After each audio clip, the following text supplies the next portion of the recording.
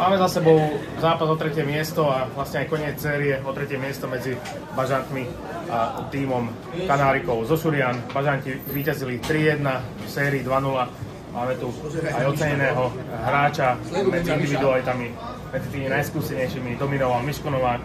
Miško, tak ako si videl tento posledný zápas sezóny? Veľmi dobre.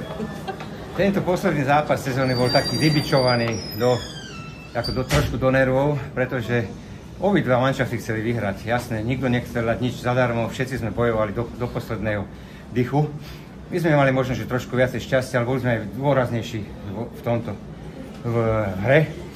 A škoda tých našich chýb, že nevieme určite do 6, že sme dvakrát boli 6 na 4, ale vďaka všetkým chlapcom, ktorí sa zúčastnili tejto parády, všetkým chlapcom, ktorí sa zúčastnili, ktorí boli na lade aj teraz, aj minule.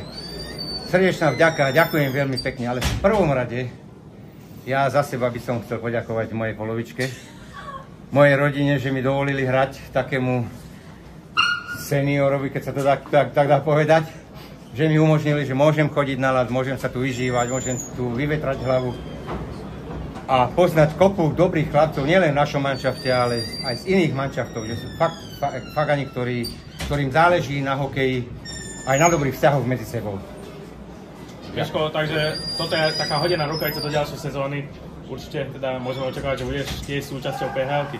Jasné, vieš, pokiaľ budem vždy najstarší hráč na lade, tak vždy budem chodiť. Ďakujem pekne. Nikto ma už neobehne. Ďakujem pekne. Veľa zdravia hlavne a vidíme sa v ďalšej sezóne. Ďakujem pekne. Ďakujem.